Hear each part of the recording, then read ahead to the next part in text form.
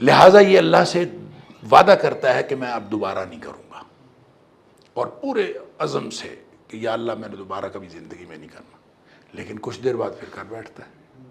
اس کے لیے پھر اللہ تعالیٰ فرماتا ہے کہ یہ پھر مجھ سے معافی مانگ رہا ہے، تو کیا اس کو یقین ہے کہ میرا رب مجھے پھر بھی معاف کر دے گا؟ تو یقیناً وہ فرشتے کہتے ہیں اللہ تیرے سے مانگ رہا ہے۔ اللہ تعالیٰ فرماتا ہے کہ میں نے اس کو بخش دیا۔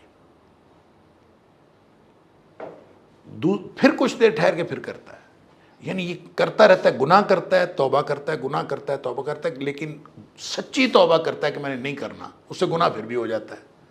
وہ ہوتا اسی طرح ہی ہے، یا جب جذبات کی مغلوبیت کی وجہ سے یا حالات کی مغلوبیت کی، تو پھر اس کو اللہ تعالیٰ فرما دیتا ہے چونکہ یہ دل سے سچا ہوتا ہے، واقعتاً واپس آنا چاہتا ہوتا ہے، اس لیے پھر اللہ تعالیٰ فرماتا ہے کہ اب یہ ساری زندگی گناہ کرتا رہے اور توبہ کرتے رہے، میں نے اس کو ویسے ہی معاف کر۔ صحیح، اللہ اکبر۔ لیکن یہ اس وقت ہے اگر واقعتاً انسان واپس آنا چاہے۔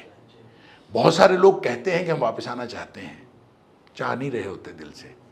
وہ اس میں دیکھیں پاؤں پھسلا ہے نا، تو پاؤں پھسلا ہے تو آپ اس گند میں اپنے آپ کو انجوائے کرنا شروع کر دے کہ یار یہ پاؤں پھسلنے سے تو مزہ بڑا آتا ہے، تو آپ ہاں انجوائے کرنا شروع کر دو۔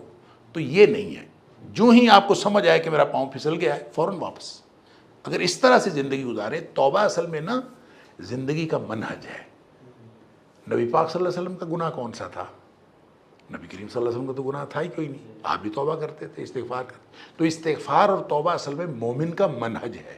مومن اپنی زندگی میں توبہ اور استغفار کرتا رہتا ہے، اور اگر توبہ اور استغفار انسان کرتا رہتا ہے تو درمیان میں جو چھوٹے موٹے گناہ آتے ہیں اللہ تعالیٰ وہ معاف کرتا رہتا ہے۔ تو اصل میں توبہ اور استغفار کی سچائی ہے جو اس کو واپس لے آتی ہے۔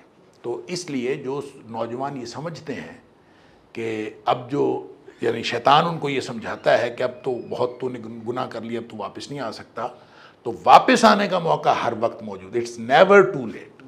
آپ کے پاس ہر وقت موقع موجود ہے، مرنے سے پہلے یہ موقع موجود ہے۔